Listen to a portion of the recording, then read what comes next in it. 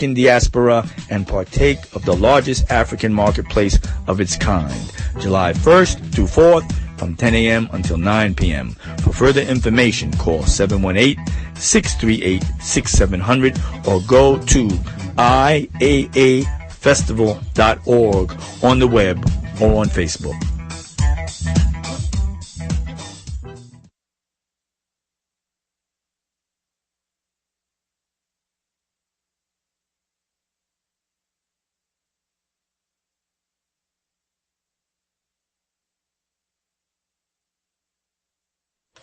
And once again, this is WBAI New York, 99.5 FM and WBAI.org on the web. The previous program was The Jordan Journal, hosted and produced by Howard Jordan, heard Fridays at 3 p.m. Thank you, Earth Mom, for those announcements from the Community Bulletin Board. Stay tuned for State of the Arts NYC with Savona Bailey-McClain coming up. It's 5 p.m. Actually, it's 1 minute past 5 p.m. Stay tuned.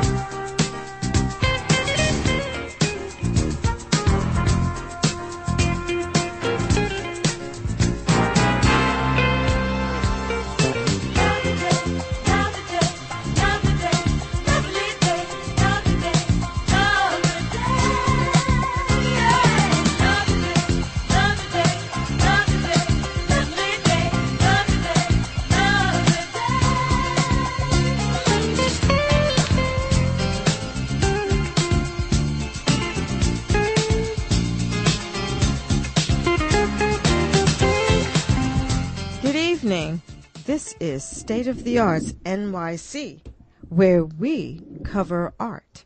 And tonight, our theme is Words May Show a Man's Wit, but Actions His Meaning. And we are so happy to have several women, though, who will be joining us tonight. We are fortunate to have artist Margaret Bowland, Judith Seligson, and gallerist Michele Mariaud. Also joining us is the Catskill Jazz Factory, and we will talk with them about their music collaboration with the NY Botanical Gardens.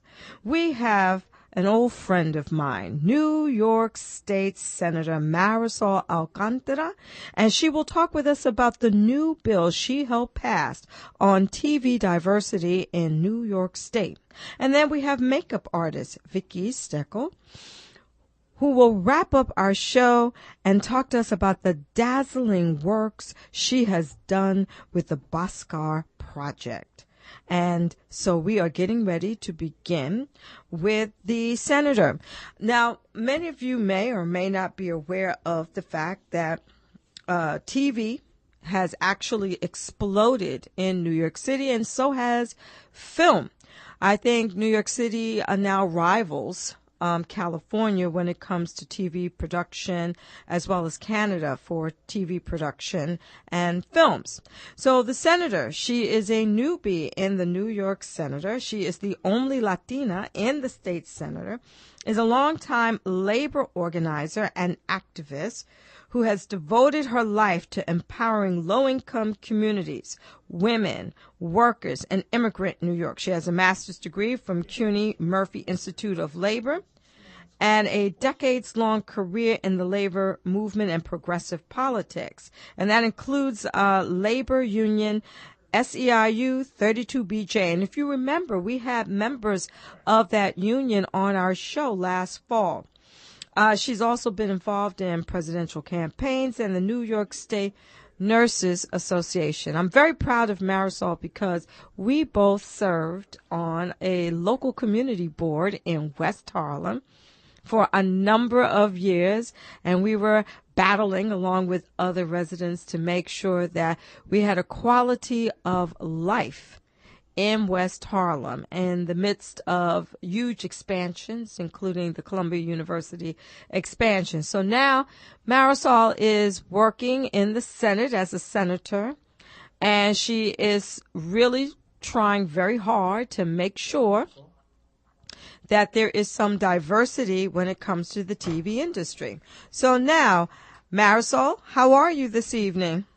I'm doing good. How are you? I'm fine. It's so good to hear you. Thank you for having me on your show. Yes, thank you for joining us. Now, Marisol, tell us a little bit about the diversity bill that you just recently got passed in the New York State Senate. Oh, okay, great. The diversity bill will give it's going to create a $5 million tax credit for television, for movie studios that do work in TV and film to hire women and minority writers. Okay, this is great. And this also was, you had another senator involved in helping you with this bill, correct? I had Assemblyman Marco Crespo, and Okay. it's the first of its kind that it happened in the country, Mm-hmm. and it's because we met with a couple of black women writers. Okay. The first black writer that worked for Sesame Street. Really? And she told us, in 50 years of Sesame Street, they have only had one African American writer. Wow. And you see TV shows like, Orange is the New Black. Mm-hmm. They don't have any writers of color. Okay. And to me, this was very important because you need people that look like us to tell our stories, Right. talk about us, Mm-hmm. that we are not just, all gangsters and baby mamas, that we are just as complex as anybody else and just as, as diverse as anybody else. Okay. So to me, it was very important that we thought it was not going to get done, but we got it done. Now we have to work very hard to make sure that the governor signs the bill into law. Okay, this is great. And I like the fact that you used the word complex.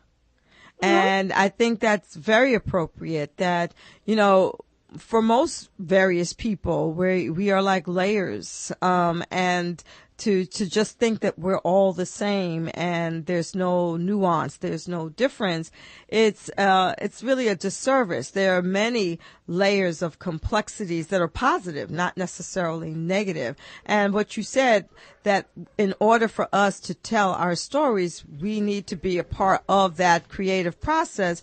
It, like you said, is extremely, extremely important. So, yes, I think this is fabulous. Have you reached out to many in the industry to talk about this? No, I haven't. To be quite honest with you, they reached out to me through the lobbyists, and I thought it was such a great idea to do this. I was like, oh, my God, this is right up my alley. It's about diversity. It's about people of color having a voice.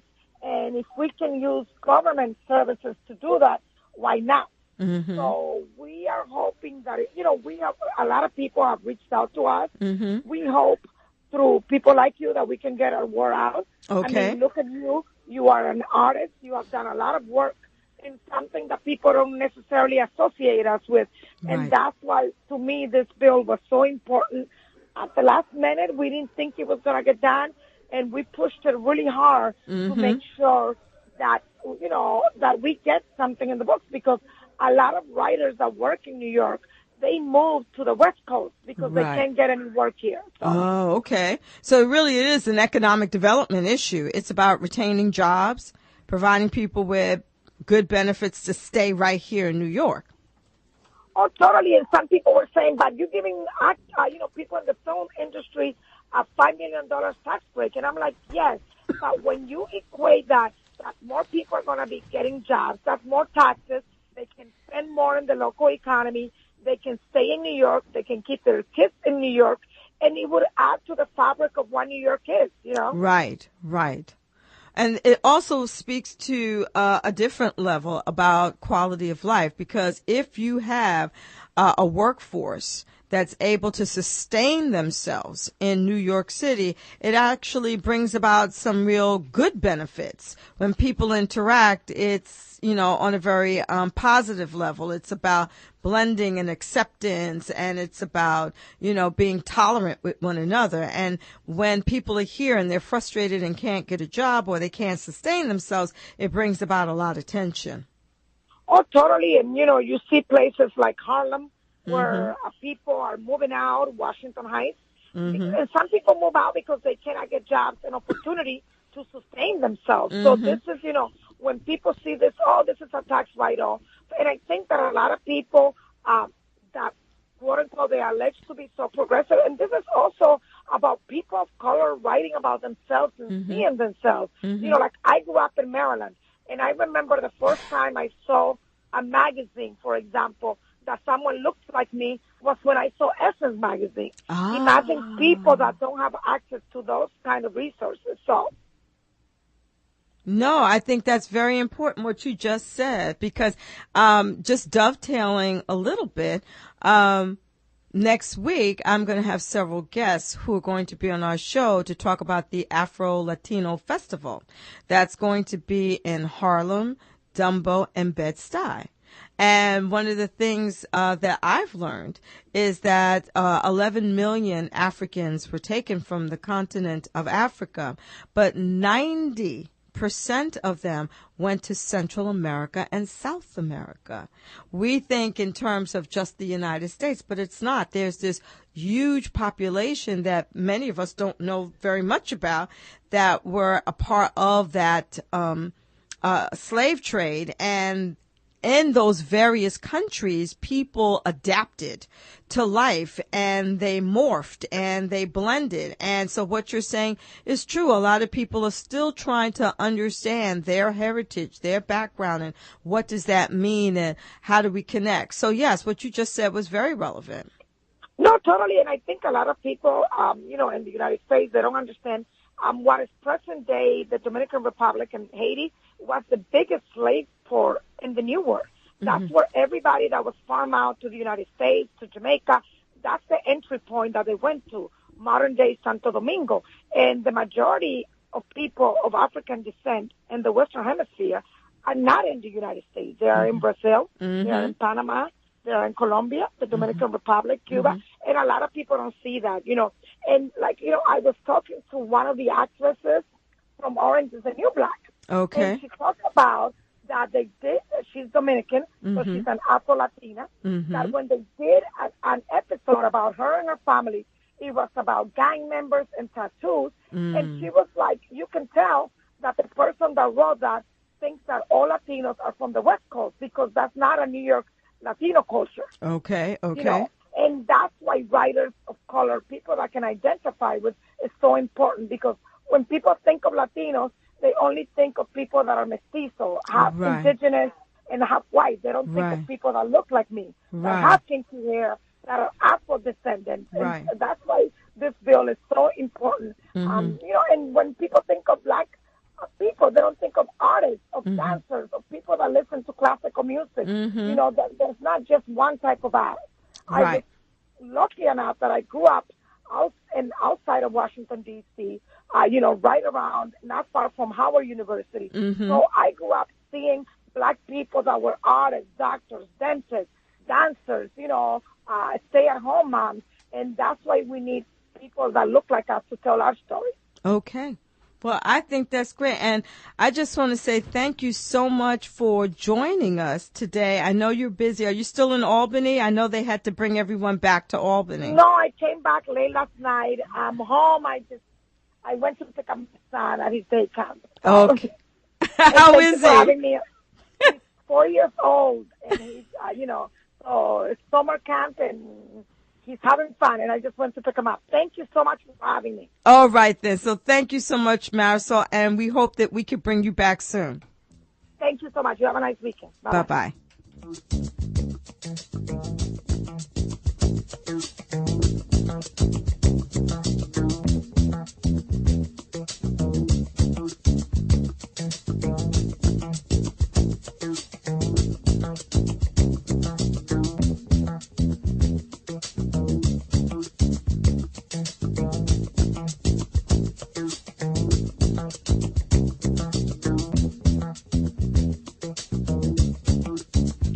And we are back with State of the Arts NYC, where we cover arts. And we just had New York State Senator Marisol Alcantara on the line with us to talk with us about the new TV diversity bill that was just passed in the New York State Legislature, offering incentives for television production companies so that they can diversify and include more writers and other creative professionals in that industry while they do work in New York City. And now I am so pleased to have Vicky Steckel. How are you, Vicky? How are you? I'm happy to be here. How are you? Okay. And Vicky, I've been admiring her work for several months. She could tell you. I've been calling them for several months. And I saw her makeup work in Marie Claire. Correct. And it was beautiful. Thank you. It was stunning. And we've been posting a number of images up online to stateofthearts.wordpress.com, on Facebook, on Twitter, because I was very taken by the work with the level of colors that you use. And it's not just that you use colors. It's like paint. And when I saw it, it's like dripping onto the models. And the purpose of that, I know is to be very dramatic and to kind of tell a story, but it invoked in me other stories that I saw in other parts of the world, Japan, Africa, where body painting, Native American Indians, where they use that on a regular basis. And I just thought your work was stunning. So please tell us, how did you get involved in all of this? It was about 5 years ago. My brother and I were playing around in the basement. Mm-hmm. I had some left over paint from a previous job, and we started playing with it and painting him. And I also had some oil canvas that I had on the wall, and got him in front of it and realized that he was actually blending in to the background. Oh. And then it opened my appetite to continue to paint people and also paint the background. So the next experience was to get the person and the canvas together so they matched. Wow. Okay. And is it only paint that you use for these dramatic? I use makeup. As well. Okay. I use a mix of different whatever. I should ask you, what is the mix that you use? I use makeup from like cosmetic companies like MAC and Meron and Ben I. Mm-hmm. They've been very supportive. Mm-hmm. And I also use pigments as well. Okay. I have powder pigments I mix with different things, sometimes milk. Really? Yes. No, but I've heard something once before about milk. It does something to certain pigments. Yes. Sometimes egg whites as well to use as a bondant. Mm-hmm. To make them stick a little bit more. Exactly. Okay. Yeah. All right. Wow, that's very dramatic. So when you develop your work, because your work isn't just about makeup, and I know you're known as a makeup artist, but it seems like it's a work of art. It's very, very beautiful, stunning. It makes you pause. What do you want people to feel when they see your works? I never really thought about what people feel about it. I just do it out of, I don't know, just love colors and love the textures and the layers, and end up taking the pictures of it and posted it online, and people are starting to get reactions out of it. But it was never really a purpose of what I want others to feel, but what made me feel. It also, for me, it kind of, we have Independence Day in the Dominican Republic, where we have our carnival, and people do paint themselves, you know, and it's very colorful and very Caribbean, you know. So I feel that probably some of that has a lot to do with the way you go about doing it, your practice. Yes, when you said that, because Carnival is pretty big all over the world. Pretty the much. only taste we really have of it is New Orleans with their Mardi Gras. In September, the West Indian Parade in New York.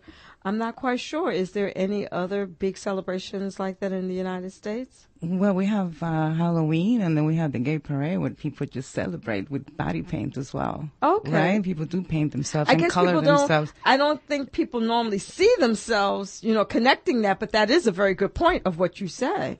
I like that, because it's a fantasy. That's really what it's about, fantasy. Yeah, celebrating a fantasy, you know, what they want to be or color themselves to be. Okay, so now you're making me rethink those experiences, because I love Halloween.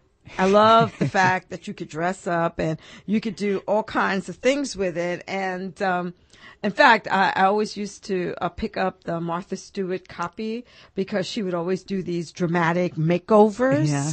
And, you know, I love the one where she was in green, where she was the witch. And I think of Wicked on Broadway. But you're right. I never equated the two together, but it is similar, like a Mardi Gras. Kind of, yeah. Yeah. And then the LGBT parade that just took place last weekend, that was extraordinarily colorful as well. Very colorful. So it's I never equated it, but now you're making me rethink about that again. That's very good. So you are pretty much of a celeb when it comes to this. You're represented by a big PR firm. You're gracing the covers of various publications, covers, pages, and how does that feel for you? It's rewarding. It's rewarding because it's something that I love. I love to make people look beautiful, feel beautiful, bring something in them. I started in a cosmetic company at Macy's, where regular people just came in, you know, and it was really beautiful to make them feel good and make them, you know, at least fantasize of whatever, you know. Sometimes they have problems in their home or whatever, so they escape through that. So that just made me feel really good to make them, you know, at the end I got fired because I'm not a good salesperson. Because I didn't care about selling. You know, my whole point was to make them feel good and, you know, just to paint them, you know. Well, now I think they might regret the fact that you're not there anymore. It was years ago. Oh, but still, they might be saying, hello, we might have made a mistake. Because now you're doing a lot of big projects. And you was doing a specific project, and I think it's morphed and it's changed. So tell us what new projects you're doing now. Right now, I'm working on a series. I'm doing a show in LA. I'm showing my work because I do take the pictures of the end result of my images. So I'm working on trying to get that show together for October. Okay. That's really good. Yeah, really exciting. 2 years ago, I went to Art Basel, and Oh, how was that for you? It was really good. I sold about 4 pieces of art, which is kind of great. Really? You know, for beginners, I guess it's beginner's luck. Yes. That's a big, you know, testament to say Art Basel is huge, and it's the place to be in December, and you know, the jet setters that are coming down, they're looking, you know, for different new things. So you must have done very well with certain people. Yeah, no, I did. It's really good. It's I'm looking forward. I might be doing it again this year, but we'll see. You know, if I get ready or not, if I have all the pieces together. Okay. It takes a long time, you know. It does take a while to get things together. And when you take the pictures, are you trying to use any particular technique in order to create the work? I'm not a photographer, you know, and I'm not claiming to be one, but I do like to have an image of the hard work of 10 to 8 hours sometimes, that I put into painting each person. So it's really nice to have something at the end that you can, consider that you did. Or, Right. So I go through the editings and find that one piece that really calls my attention and whatever, I'm feeling at the moment, I guess, that really cuts my eye. You just caught my attention. You said 8 to 10 hours? Correct. To do one person? One person. Yeah, I start with the background, and then I paint the person. And, of course, since I'm not a photographer, I have to light it in a certain way to kind of make it look like a painting instead of a photograph. Wow. That's pretty involved. It's great, though. It's really, I can't even express how I feel about it when I do it because it's... Okay. It feels that magical. Yeah. And where do you do most of the photographs? In your studio? Or in the basement, yeah. I have a studio in the basement. So you bring the clients there? Yes. Wow. So you get to create your own, private world. It is my private world. And I love it. It's amazing.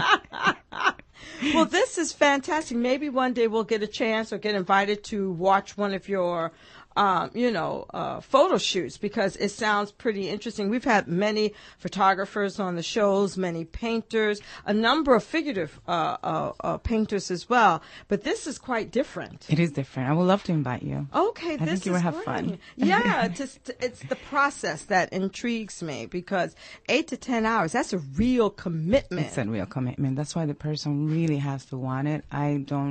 A lot of times I do ask somebody that seems a little interested, but most of the time they'll come to me and I'd rather have it like that because then I can really, really experiment. Yes. And they let me be free and they know that, they're going to get something they're going to be happy with.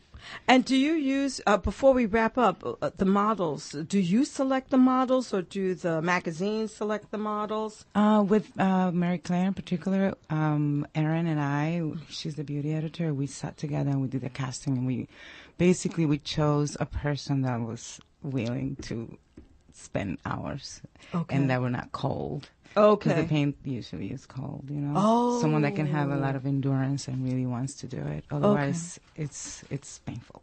Oh, it's painful. Well, for me it was because the paint get really cold and then after that the paint starts drying and the person is cold and you have to water it to make sure keeps it moist. So it's painful in that sense that you have to have endurance and you do have to want it to be there because otherwise it's quite a process. It's quite a process. Wow. Yeah. Well, I just want to say thank you so Thank much. you. I've been waiting a long time to get you. You're our first makeup artist on the show. Thank you so much for having and me. you've shown a really interesting light to the profession.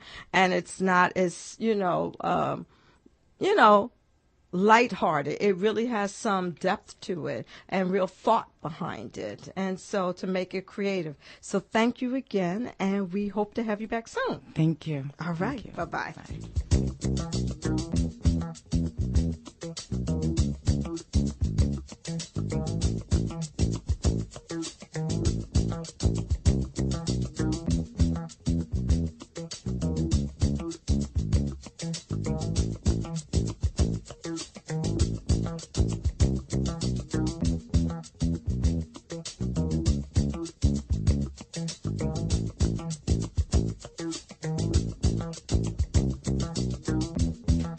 And we are back with State of the Arts NYC, where we cover art. And we just had Vicky Steckel on our show. I've been trying to get her on our show for several months. I was captivated by the makeup work that she did for Marie Claire, and it just struck me. And I said, I got to get to this person to talk to them and bring them on to the show. We've had some fashion people on our show and folks with accessories, those who design clothing. But this was our first time having a makeup artist who's doing really innovative and very provocative work. And now with that said, I am also very pleased to have with us Margaret Bowland. Margaret Bowland is a painter. She does figurative works. And I have been admiring her for quite some time. I actually saw her exhibition at the Driscoll Babcock Gallery in Chelsea. I took a whole group of people. We had like about 30 people. I'm very grateful. Yes, who came to the gallery. And then I recently got an invitation where she's presenting in the Hamptons next weekend. And I was like, well, I'll be darned.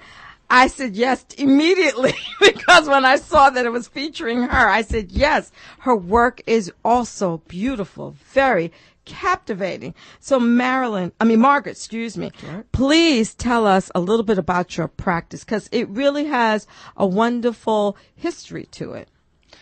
It does. What I'm trying to do is show the influences that occur when we're born into this world. And one of the reasons that I work in the beginning, especially mostly with children, was they're born into such a world of weight, and they don't know. And I also like to paint about what is the end of innocence, and when they start to realize that they're being perceived by others, and I'm trying to show that by the use of paint. Wow, that was pretty deep. And no, because when I see your work. And you live in Brooklyn. You teach at the New York Academy of Art. I look at your work and I feel, this sense of ghosts. Oh, I like that.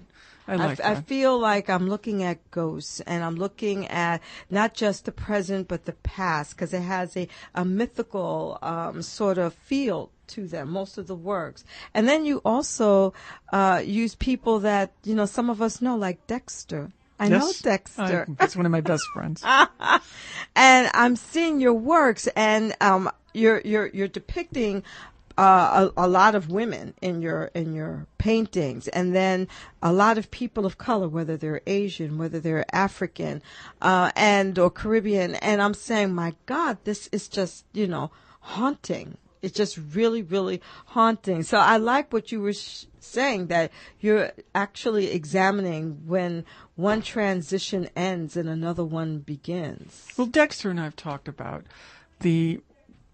what happens when you have to tell a black child that he is black.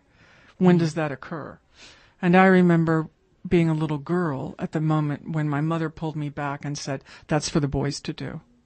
And it was about the same age. Now, I'm not equating being the weight of being black and the weight of being a woman, but there is a moment in which you find out you're not first orchestra. Okay. And that you get pulled back and you're quickly educated into where your place is. And I won't ever forget that. And I guess what I paint about is that reckoning. And I like to paint children. I have done some paintings of babies, 4-year-olds. They don't know yet. They don't know that the world is going to lay a heavy burden on them and exact a great amount of information in order for them to learn how to be loved. That's pretty interesting. Well, art, I tell my students, in the history of art was created to basically teach ignorant people who couldn't read, the Bible study, Bible works, the history of the Christian church. And they were awful stories. I mean, you've got beheadings, you've got crucifixions. Yeah. I mean, it's nasty stuff. Right. So what they had to do was learn how to make it beautiful enough to hold people's attention in order for them to take in the story. I mean, if you just make a painting if you try to tell a hard truth with an ugly image, people will run. Yes. So the history of art is about trying to teach the truth of life through beauty. That's interesting you say that, because when you look at different types of genres that are used to convey difficult messages, you have a point. It's not just visual arts, it's also in performance arts, and other types of literature where you try to convey something very complex or difficult in a manner where people can digest it. Yes. I teach one of the art form my students understand the most is film. So, and they completely understand. The minute I say, wait, Cate Blanchett didn't enter the film first. You have a build-up, and that's called the composition in a painting. And you lead the person to where you want them to go. and how basically the scene works. And it is a visual medium. Yes. I find painting at this moment in time, the saddest aspect of it to be that people will walk up to a painting and they'll immediately go and read the thing next to it. And if it weren't for that little write-up to the right of the piece, they would have no reason to look at the work. And to me, painting was a complete visual language. It didn't need another language next to it. The beauty of it was that it was cross-cultural. You didn't have to know the words to be able to read a painting. When I look at a painting, it's funny that you said that. I don't look at the, the description. I basically, I want to take a step back to take it all in. And when I look at your works, there is this sense of movement in it. Thank you. You talked about films, but there is that movement in the works. You can see that the subjects are not just still, that they're luring you in, or they're engaging in life. And it's not overt, but it's subtle enough where it causes you to just be captivated and come closer to them. Bless your soul. Am I getting it? That is certainly exactly what I want. Boy, your lips to God's ears. That's why I brought all those people. When I Thank you. saw your works being presented by the gallery, I was taking a group to several Chelsea galleries, and I said, oh, no, we're coming here. And it was just like, no, look, and they're large too. They're large works. So it humbles you to see these large works and sort of semi-mythical to mythical sort of fashion. And you're like, take it in. Just take the whole room in. And that's what I love about the work. So yeah, you're right. I'm saddened that some people feel that they need to look at the descriptions, because sometimes you don't even need to know what it is exactly that you're looking at. Well, you shouldn't if it's real. If it's real art in terms of painting, it should be self-sufficient. The reason I ended up began making the paintings so large was I was painting children, and we don't look in the faces of children. They're under us. I mean, it's a physical issue. That's interesting. They're low. So I wanted them to put you right. I wanted your face to be right in their faces, so that you would actually be forced to look at them, understand what they're undergoing, and remember that you did too. Okay. That's interesting. I find children to be fascinating. They are fascinating. I think they're so entertaining. I really do. And they'll do anything. I'm serious, to please you. And I just find them so entertaining. And they make me laugh. I used to, take care of one of my landlords. His little girl, she would come down and all she would do is perform and dance for me. And it would be like, I'd just be in stitches. And she was just so happy that I was happy that she was performing. And it was like. Well, the way that I began by painting the first child I painted was I was painting her aunt. And her aunt's job was to go pick her up after school. And when we would bring Jay back to the studio, we would have, cupcakes, pop, anything for her, and crayons and television. But we found that after a few minutes, she would be crawling up onto the bed with her aunt. She wanted to be in the painting. And I started to realize that she comes from a very large extended family in which she wasn't the prettiest cousin. She wasn't the smartest cousin. She wasn't the tallest. But in that studio, she was a queen. And there are people who were born with a kind of regality in their stance. They're just born that way. And Jay could walk. With models, I'll say walk and turn. She could do that, and she would stun you. You felt like you were in the presence of royalty. Wow. She was just born that way. And that's really how I started painting children, was through her. Okay, but then it also says something about her character, too. Lord, she's something. She was a very small person, but a very large spirit. It was almost like this huge lion was trapped in this tiny little girl. Wow. And I think it also, I know this because I've now known her, she's now 16. It changed her life too. She told me once that she had the best day of her life was when there was a small write-up about my work in the Daily News, and the principal of her school called her up onto the stage, and it was a big ovation for her. Wow. And she had never been picked out for anything before. And it was a very big day in her life, and to me it felt like it was all worth it for that. Wow, that's a nice story. It was a lovely story. That's a good thing I think about when things get dark. Well, you're also sharing with us the magic of your work in the sense that you're conveying the essence of your models, their life, what they have to offer, and they're all different, and they're all kind of sharing some essence of their lives. And we don't necessarily, need to do dramatic things in order to make ourselves known or appreciated. No, one of the reasons that I put makeup on, I thought about this when Vicky was talking. Mm-hmm. I put makeup on the white makeup on the girls. I put gold makeup on the girls, red. But the men, I always offer them bowls of paint and let them apply it to themselves. Like when you saw Dexter did that to himself. Wow. And I know that it's a difference in the way that I think men are not forced to make themselves up, and I feel that women are. But I do find that for me, what I'm doing is putting makeup on people, and their true self, their individuality, triumphs over it. It comes through that makeup and looks at you. Yeah. That for me is the point of the paintings. Wow, that was great. Well, I just wanted to say thank you. I'm so glad I got to meet you. And I'm glad I got to meet Vicky. Yes. So it works out beautifully. Yes, thank you very much. This is fabulous because, like I said, I will be there next weekend in the Hamptons. And I'm grateful that you will be, so I will know someone. And this is like fabulous. And I just want to thank you so much. And I will be keeping up with you. Thank you so much. Thank you for having me. You're welcome.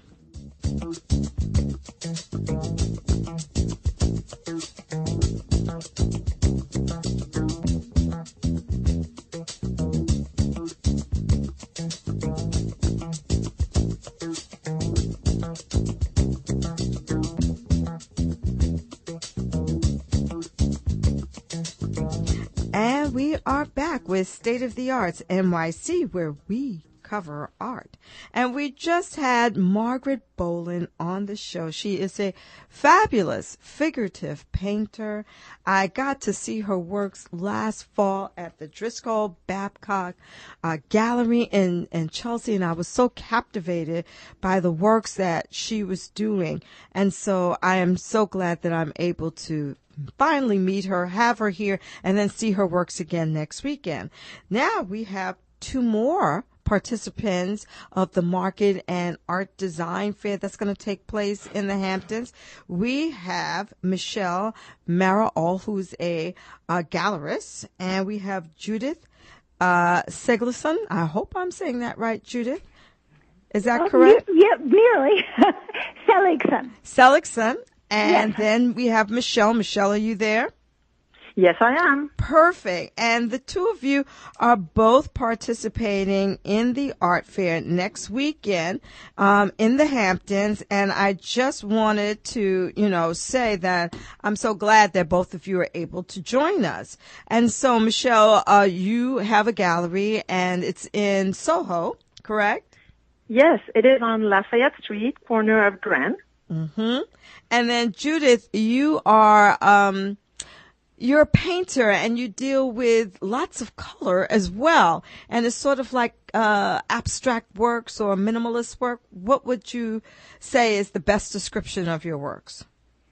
I've called it intimate geometry. So it's blocks of color in very specific intervals. Mm-hmm. Excuse me, but I draw and use oil paint rather than acrylic and tape and all of that. So it's more personal. Okay. And some of them are very small, yes. Okay, this is great. So let's kick off. Michele, tell us a little bit about your gallery and the concentration of the works that you show there.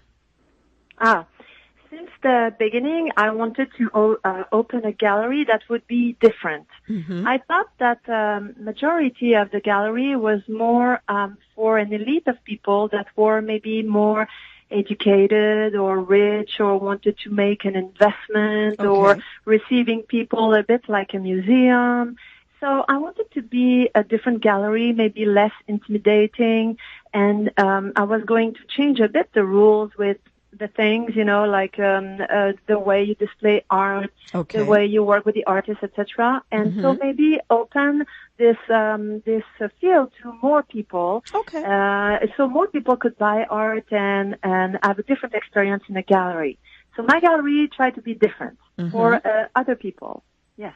Okay, and you're in the neighborhood of Soho, which has a very, very long history when it comes to the arts, from the lofts that are there, and you're in a very beautiful cast iron district with beautiful buildings, and the history of Warhol and Basquiat and others who used to hang out in Soho, and it's just a very, it has a funky history, and so you're there, and what does all of that mean for you?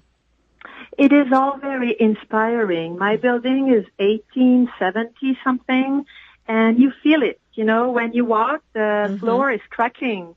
It's kind of echoing everything that happened, even beyond all these people that you are naming. And I think we are enriched by all these vibes, these histories, and we try to carry on, good stuff. So I think when you visit my gallery, you don't have the same feeling as walking on concrete floor. Okay. But still, it's contemporary art, but in a different environment. It's an old Soho loft that was transformed into an art gallery, and there are 3 rooms. So it's a bit, a different feeling. And I'm happy because it's maybe closer to what people are gonna have in their home, Okay. It's closer, maybe it's in between a home and a gallery. Okay, that's fair. And I think that helps people, because when people can envision work in their homes, then they feel closer to it, they can identify with it more, and I think it helps them to decide that they may want to build a collection, not just buy a piece, but to actually build a collection, connect with an artist, and grow. And so, Judith, bringing you in on the conversation, I saw your studio, and it kind of had that feel as well, wouldn't you say? My studio, yes, it's got very high ceilings. I started in a studio in Tribeca in the late 70s. That's how old I am. Before there were certificates of occupancy. So I'm really one of those old timers that you're talking about. My studio is on Leonard Street. Okay. High ceilings and skylights are the way to go for a painter. Okay. So. Okay. No, because I saw this image, and I'm saying it reminded me of one of my spaces where you had branches around, and the beautiful view of it looked like the Williamsburg Bridge, and I'm like, wow, I'm saying this is really gorgeous, and you had the works on the wall, and it just popped, from the wall, and I just thought that was what made your work so interesting, because your mixing of colors is quite bold and startling to some degree, but yet it lures you in. And is that the essence of your practice? Well, I like the way you said it. I don't know if I could say it any better, Savona. That picture that you're describing is our apartment. Okay. Which is where I collaborate with my husband, Alan Greenberg, who's an architect.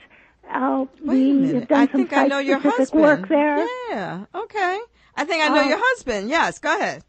Right. So we've done a column. He asked me to cover the column with a text drawing so that it didn't look like a column, and I cover some doors with the painting so it didn't look like doors. And we've had a lot of fun working together that way, along with painting individually and doing his own work, of course. Okay, great. That's wonderful, because I did see that column, and I didn't realize it was a column. I thought it was, graffiti art, and I was very impressed by that. That was really fabulous on your part. Well, thank you. That was actually a blow up of a 10 by 13 inch drawing. So it's pretty amazing what technology can do today as far as blowing up images. But yes, so his idea was successful. Yes. If that's the way you saw it. Yes. So, ladies, tell us, how does it feel to be a part of the Market and Art Design Fair in the Hamptons? This is going to be in Bridgehampton, correct? Yes, Right. we are going to participate for the third year, and this year we have a selection that is, we are very excited. We have an installation of steel sculpture from a Belgium artist, Yolanda and Ash. They are a couple sculptor, and it's about the environment, the protection of the environment, and there are beautiful waves floating. And it's going to be the main part of our exhibition in our booth. And we have also an amazing photographer from China, Zhu Hongbin, who's doing aquarium of swimming bunnies. This is also very original. And we will have also a painter from Spain, Joan Salo, who's doing pen painting that looks like fabric. They are we try to find the rare piece, the piece that nobody saw before. We try to be different, original, and also carrying this good mood, because at the end people will live with these artworks. So we are always thinking to find the thing that's going to bring the good ambiance, the good vibe, will be also inspiring in people's home or office or wherever they're going to put it, you know. Okay, and so Judith, we have our little selection, yes. Okay, and Judith, your works is going to be shown with whom? With A.H. Contemporary, who happens to be my daughter and her husband, who have just started a gallery. And Michele, I look forward to seeing your installation from the website. It looks like it's going to be fun to see. Yeah, thank you. But so they are each has his and her own professions. Mm-hmm. My daughter's a journalist, and Andrew's a consultant in climate change. But this is a hobby turning into we'll see what. Okay. But they're really good at it. I can say that. Okay, this is fabulous. So before we wrap up the segment, and we're going to end our program with the Catskill Jazz Factory, I just wanted to say thank you to both of you for coming onto the show, sharing what you're doing.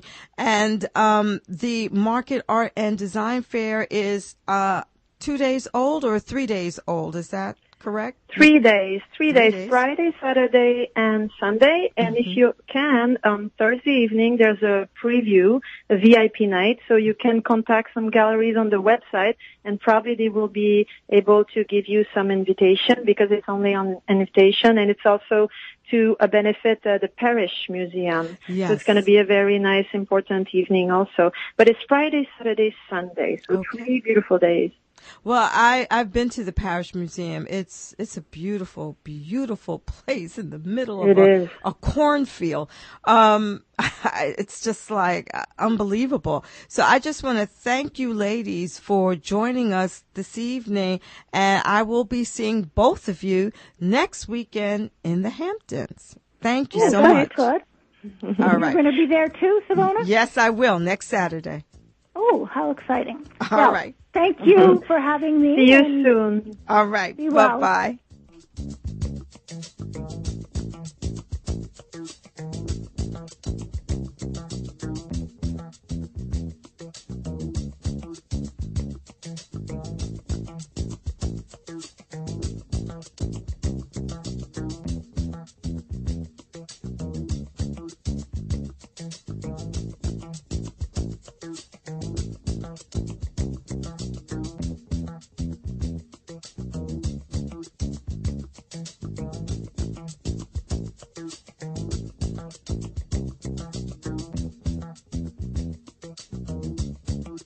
All right, and we're back with State of the Arts NYC, where we cover art.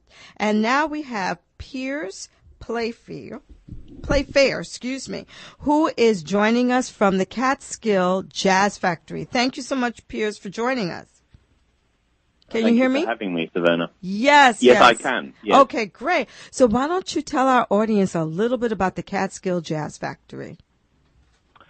So we're a program that was founded in Tannersville, New York, and we have sort of three objectives there. The first is to spread the word about jazz in the rural communities in the Mid-Hudson Valley. The second is to do a lot of community work in libraries and prisons, various different places, again, to present jazz in those communities. And the third is to support outstanding young artists in the creation of really new content and new ideas that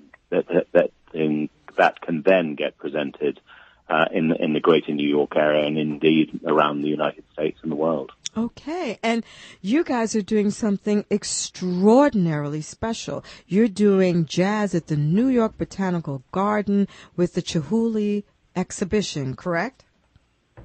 Yes, and we're really, really excited about it, and we're really excited to work with the New York Botanical Gardens. We're very excited as well to work with Absolutely Live Entertainment to do, the producers of Newport Jazz. And we're doing a series of 3 concerts. One we just did a couple of weeks back on the contribution of French music to jazz. And then on July the 14th, we're actually taking a rather unconventional look at and celebration of the 100 years of recorded jazz by looking really at the roots of jazz. And it started off as a Joplin project. But what we did when we started looking into it was to realize really that syncopated rhythms were not just a U.S. phenomenon bound around Joplin, but also really a Pan-American phenomenon because of all these different African rhythms that got imported into Brazil, into Argentina, into Mexico, and into Haiti and New Orleans. And so under the auspices of Chris Washburn, we really built an extraordinarily eclectic band. People from New Orleans, people from Brazil have come together to really celebrate really the birth of jazz. Wow. That's funny because I'm doing a lot of that myself. I've been asked to work on some jazz projects, and everyone is talking about exactly what you're talking about. So we have to get ready to wrap up, but I am so glad, and I want to tell our listeners to go onto the website of the New York Botanical Garden so you can get all the detailed information about the exhibition, the glass works, but also the jazz works from the Catskill Jazz Factory. And I just want to thank you, Piers, that we were able to finally catch up with you and hear from you directly. So thank you so very, very much. Okay, take care. Bye. Thank you. Bye-bye.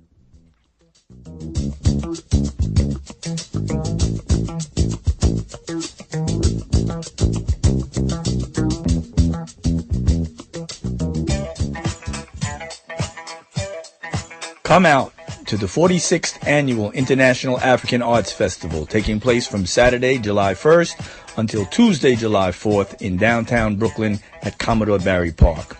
Experience Pan-African culture like never before.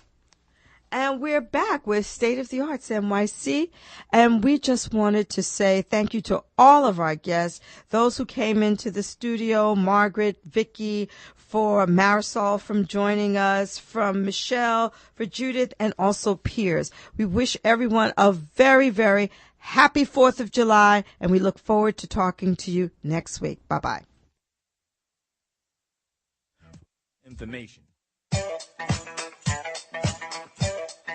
Come out to the 46th Annual International African Arts Festival, taking place from Saturday, July 1st until Tuesday, July 4th in downtown Brooklyn at Commodore Barry Park. Experience Pan-African culture like never before as your senses confront the sights, sounds, and smells of a city park transformed into an African village.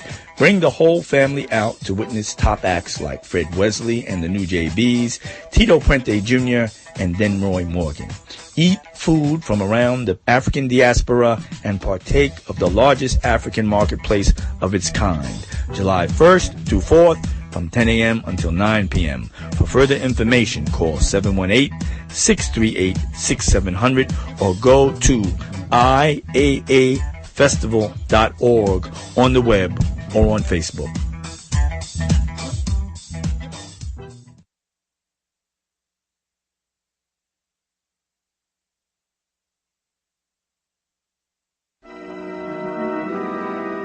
This is the ghost of Ronald Reagan with a serious message. If you think I was evil, you ain't seen nothing yet. Yes, I admit I did a lot of bad things when I was in charge, and I paid a heavy price. I mean, it's hot down here. During my reign,